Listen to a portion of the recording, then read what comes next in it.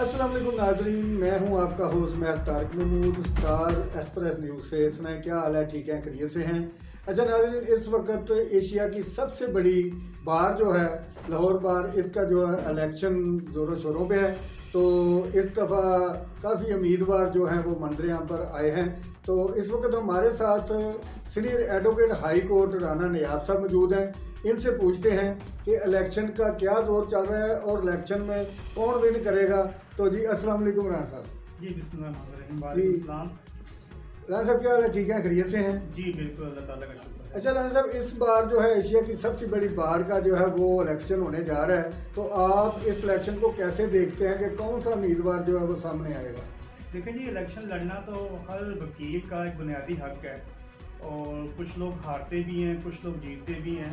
ये एक फेस्टिवल की तरह होता है, लेकिन जीतने वाला जो उम्मीदवार होता है उसके ऊपर अपनी कम्युनिटी के लिए काम करने के लिए बहुत भारी जिम्मेदारी होती है। इस दफ़ा जो अब मेरा अपना तजर्बा एनालिसिस ये है कि अदीब असलम भिंडर साहब जो पिछले साल भी प्रेसिडेंट के कैंडिडेट थे, इस दफ़ा भी वो इस इलेक्शन को रिपीट कर रहे हैं चंद वोटों की। तो राना साहब आप ये बताइएगा कि ख़वातीन वकला जो हैं उनका क्या किरदार है इस इलेक्शन में? हाँ जी, अब ये बस बदकिस्मती है हमारे मुल्क पाकिस्तान में, बल्कि एशिया में पूरे। उसकी वजह ये है कि वकला की किसी भी जगह पे, चाहे वो सरकारी सतह हो, प्राइवेट सतह हो, अदलिया हो, उनकी जो नशिस्त जो है वो कुछ ज़्यादा नहीं है। और इसकी बुनियादी वजह है उन ख़वातीन के ख़ानदानी पस मंज़र जो ख़वातीन को आगे बढ़ने नहीं देते। हालांकि बहैसियत वकील, एक वकील जो होता है वो एक वकील होता है। जी नाज़रीन हमारे साथ ही रहिएगा, राना साहब हमारे साथ ही हैं। हम मिलते हैं आपको ब्रेक के बाद। वेलकम बैक नाजरीन, जैसा कि आपको पता है कि राना नयाब साहब हमारे साथ मौजूद हैं। जी राना साहब, आप ये बताइएगा कि जूनियर और सीनियर जो वकील जी, इनमें क्या फ़र्क है, क्या मामला है, ये ज़रा बताएं। ये देखें कि जो सीनियर वकला हजरात हैं, ज़ाहिर बात है हम भी आज उनसे सीख रहे हैं, कल हमारे नीचे भी जूनियर्स होंगे।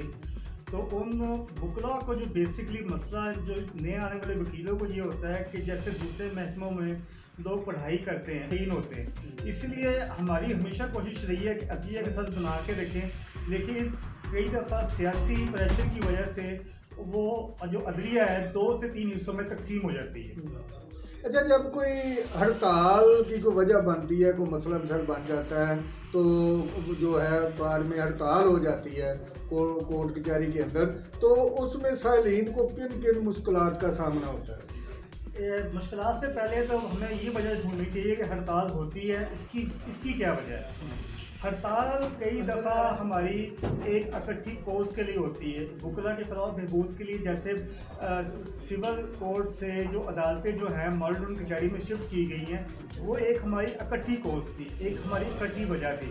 लेकिन इसके बाद अगर हम जब ये देखते हैं कि एक जज किसी पार्टी की साइड लेके गलत फैसले की तरफ जाता है या गलत तरीके से रिलीफ देने की कोशिश करते हैं, तो वकला बरादरी इसको बर्दाश्त नहीं करती और फौरी तौर पर हड़ताल का ऐलान कर देती है। अब तो ये तो ऑब्वियस सी बात है कि इसमें नुकसान जो होता है वो साइलिन का ही होता है। कुछ लोग यहाँ पर आए होते हैं पैसे खर्च के, इतनी दूर से अपने काम धंधे से निकल के, जब यहाँ पहुँचते हैं तो उनको पता ही करते हैं भाई आज तो स्ट्राइक हो गई है। अगर अदीब अल्लाह करे अदीब असलम भिंडर साहब जो हैं वो जीत के सदर मुतहब हो जाते हैं, तो हुकूमत की तरफ से वकला को क्या क्या चीज़ दरकार है, वो क्या डिमांड करेंगे हुकूमत से कि हमें ये हमारे वकला के लिए चाहिए?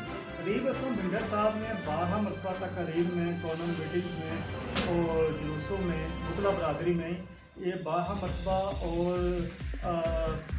हर एक के सामने वाशगाफ अल्फाज में ये बात की है।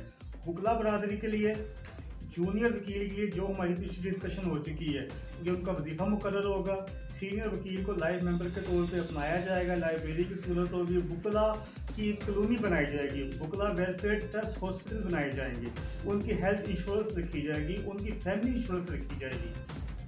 जी नाजरीन, ये थे राना नयाब साहब जो कि इलेक्शन के हवाले से आपको आगाह कर रहे थे और वकला के मसाइल जो हैं वो उजागर कर रहे थे। और इंशाल्लाह इनसे अगले वीक में दोबारा मुलाकात होगी। मैं तारिक को इजाज़त दीजिए, अल्लाह के बाद।